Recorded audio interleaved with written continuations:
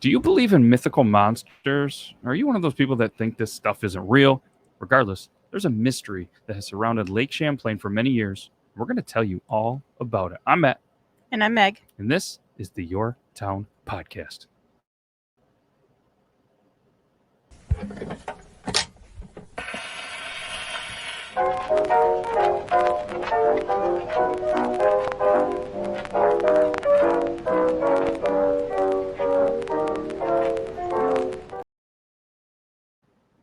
Lake Champlain, never heard about? I have. You have? Pretty cool lake. You ever been to it? I have. It's for anybody that doesn't know, it's a natural freshwater lake that's in North America. Mostly lies between the U.S. states of which ones? New York and Vermont. But it also extends into the northern Canadian province of Quebec. Did you know that? I did know that. Yeah, so a lot of people in our area think, oh, it's just the St. Lawrence River. Nothing else can get to Canada without it. But yeah, Lake Champlain. Is that how you say it? That's not Quebecish. Sure. But it's mostly in the Champlain Valley, which includes eastern portions of Clinton County and Essex County. It's about roughly 120 miles of fresh water that, it's kind of what people kind of call the sixth Great Lake for a little while, but it actually was named that. I checked that. It was named that for 18 days. Wonder why it got taken away. I don't know. I guess it just wasn't that great. Bad joke. If we had an editor and I was going to edit it, we could have went da-dun-ch. But yeah, that's something that we'll have to do a little more research. It was something that I looked into just for like 30 seconds. I had to do my own research on this one. And for anybody that I think's listened to this, or maybe I haven't said it before, I'm not the guy that loves to do the research. I leave that stuff up to Zach. And he researched a couple of other things that hopefully we'll cover here the next couple episodes. So obviously, pretty big lake, 120 miles. It's pretty big. Lots of fishing, lots of boating. And one thing that I've been on quite a bit is the ferry. So you can actually take the ferry. You can get a tractor trailer. You can get a car, truck, whatever it is. I don't think a bicycle. I think they frown upon that. But you get in there and you kind of take the shortcut through the lake. So you don't have to drive all the way around the lake if you're going to Vermont or from Vermont to New York. You've taken the ferry, I'm sure. Mm-hmm. Was it a ferry good time? It was a very good time. Hey, better joke. Spoiler alert, though. The fairy, that's not the one mythical kind of creature or monster that we're talking about. It's not the Rock. Remember the Rock was in the Tooth Fairy? Mm-hmm. It's not him. Pretty mythical, but it's not him. It's just an actual fairy. And the mythical monster that we're talking about, if you've read the title, good job. It is Champ. Yeah, creative name, Lake Champlain, Champ. So you might be listening. Maybe you're not from this area. If you're from this area, you've heard of Champ. If you're not from the area, Champ is kind of like the brother, sister, I'd have to imagine, maybe a cousin of the Loch Ness Monster. Dun dun dun. There it is. Because if there's only a couple, they got to be related, right? They've got to be. So Nessie is also the Loch Ness Monster that is in the Scottish Highlands, and Nessie, much like Nessie, Champ is apparently living in Lake Champlain. So Champ, or Champy, as some of the locals call him, this has actually been documented all the way back to 1609, when Samuel D. Champlain was exploring Lake Champlain and was talking to the local Indian tribe, the Abenaki. Is that how you'd say that? Yeah, we're gonna go with that. Sorry if it's not that. I'm terrible at names and pronouncing things. So, but either way, that this tribe noted that there was a creature that they called. Oh, this one's even worse. Tadoskak. Sure. We're gonna go with that. T-A-T-O. Sounds right. Sounds good. S-K-O-K. If we spelled it wrong and you want to make fun of us, feel free to click the little link in the description, shoot us a message or just go to the Yore Town Instagram and feel free to make fun of us. Hopefully we'll have lots of pictures of this as well. And so the tribe was calling, Champ a much tougher name to say. And apparently Samuel D. Champlain, he saw it. Never seen it before, but then he wrote in his journal that he started to see it and even had a picture of it. I'm guessing he drew it. But one thing that I think was really cool is that there was even reports of Champ or Champy in the P.T. Barnum The traveling circus, call back to episode 10, the greatest show on earth, train Mhm. crash. He then really wanted, because he did the freak show, he had this museum, and then obviously the greatest show on earth, he put out a ransom for $50,000 to bring back the carcass of Champ, dead or alive. That's a lot of money back then, because obviously, great addition, he would have taken that $50,000, made way more money, but never happened, at least that I haven't seen.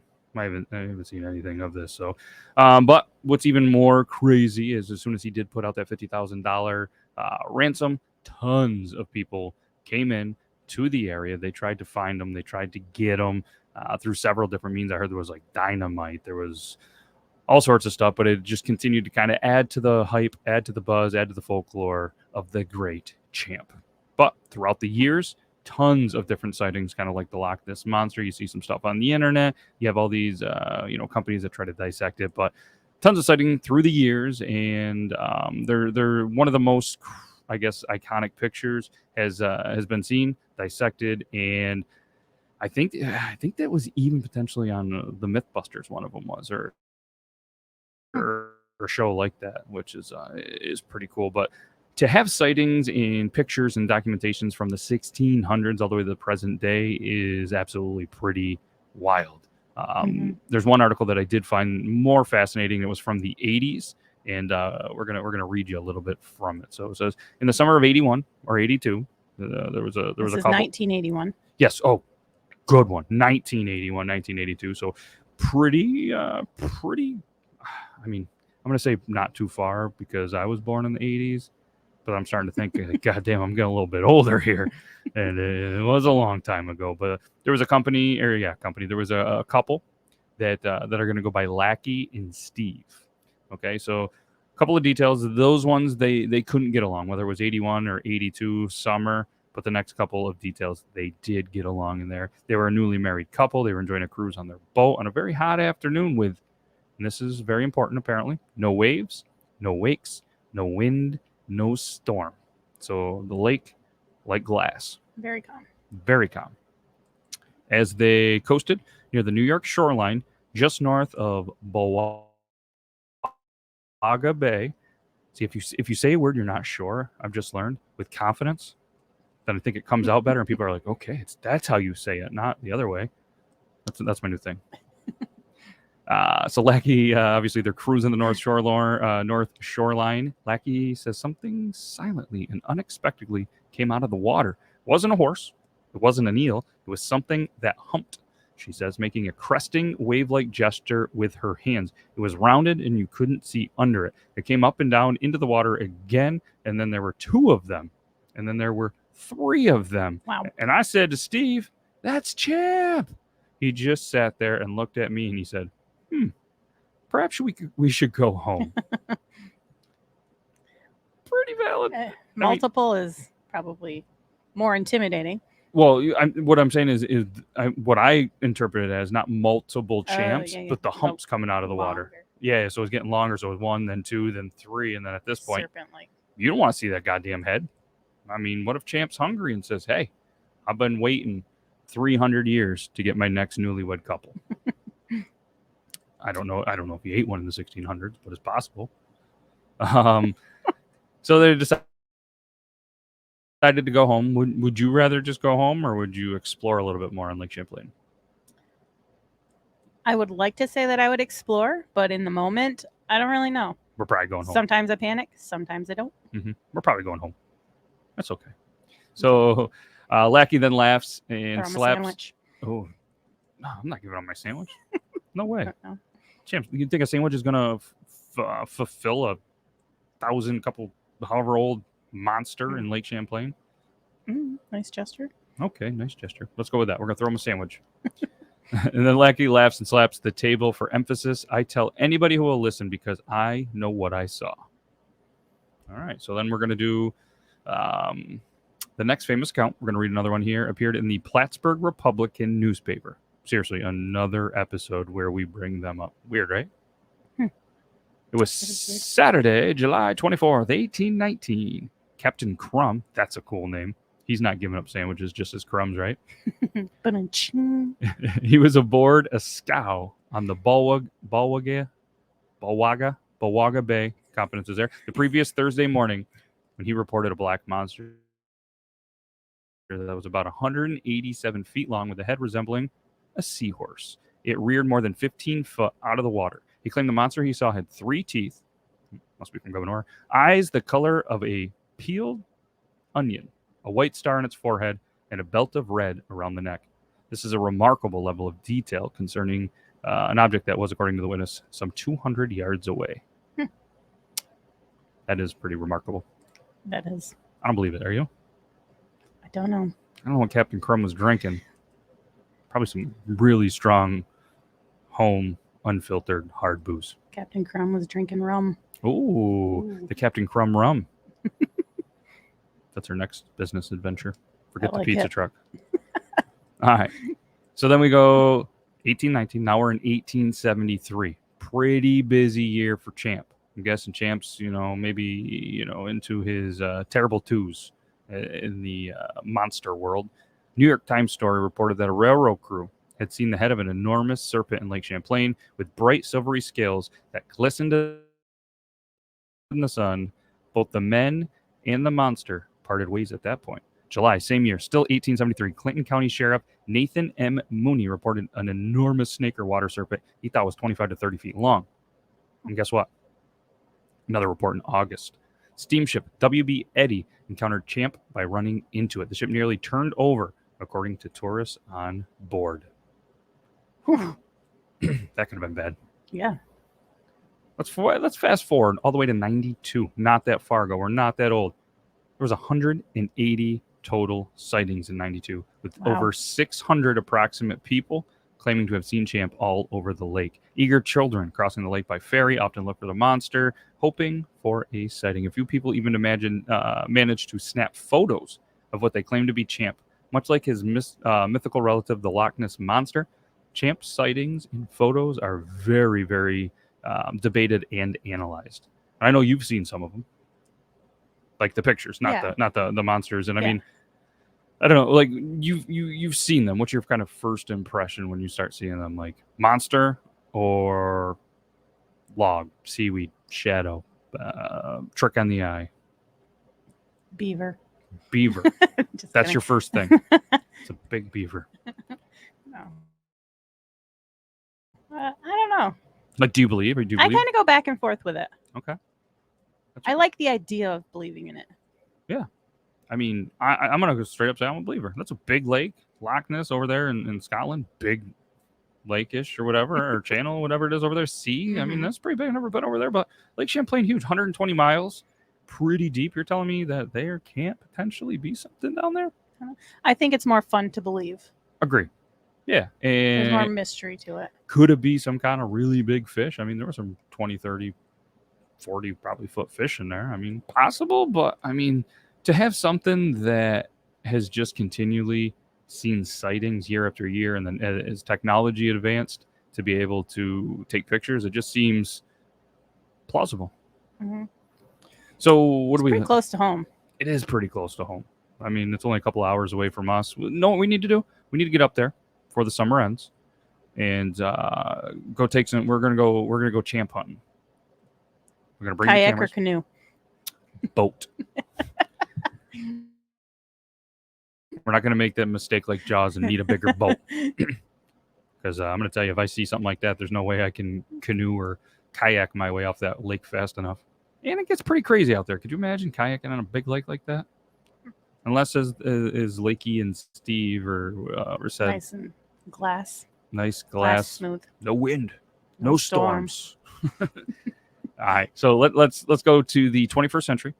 There was a whole new wave of sightings, no pun intended, which numbered in double digits each summer and prompted interest from Japan television, the Today Show, NBC's Unsolved Mysteries, and Fox Network's sightings. 2003, the Discovery Channel did a special on the American Loch Ness Monster. In the wake of 3 new sightings by June of that year, Champ has been written about in Discovery magazines and scholared journals all over the world. So Although many people are skeptical of sightings, and Megh goes back and forth on it, Champ is actually protected by law on both sides of Lake Champlain, just in case. So if you're out there to hunt, I guess I did say we're going to go Champ hunting, but we're going photo hunting. We're not going to try to hunt him. Right. If you were to hunt him, what do you think you would need to get Champ? You would need something pretty crazy. Harpoon. You think so? Yeah. I mean, that'd be pretty cool. But old school. Where are we going to find a harpoon boat? But we can't. He's protected. We're not going to do that. Maybe a big net. I don't think that's going to stop Champ. He's the champ. All right, 1981, Port Henry, New York declared that the water's a safe haven for Champ. 1982, the state of Vermont passed a House resolution protecting Champ. 1983, New York, both the state assembly and the state senate passed resolutions protecting Champ. It's crazy.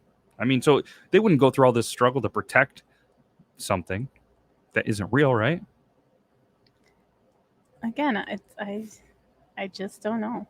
I mean, I have to imagine. I like to say yes.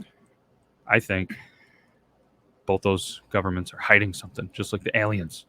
We got to think, too, as we advance in technology and scientific ways, they're finding so much more stuff in the ocean that they never knew existed. So you never know. I mean, it could be a scientific reason behind these sightings. Very true. And I can't wait. Hopefully we are around long enough on this beautiful planet to figure out if Champ was real or to see him. I love a good myth. We're going Champ hunting. But today, tomorrow, this present time, Champ is very highly celebrated in the area. Vermont has a baseball team known as the Lake Monsters with a Champ mascot.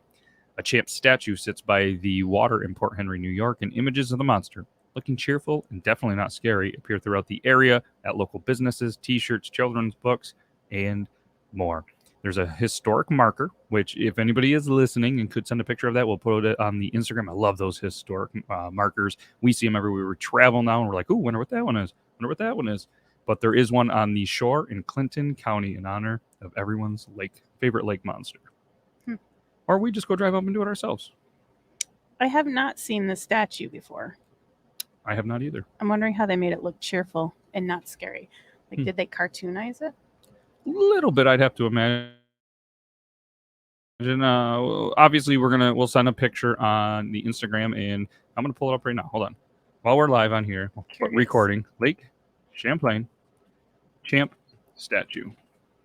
So we're going to pull this up so you can see it. See, he's looking all cheerful. Okay. This is in St. Albans Bay Park. There's that one doesn't look super happy.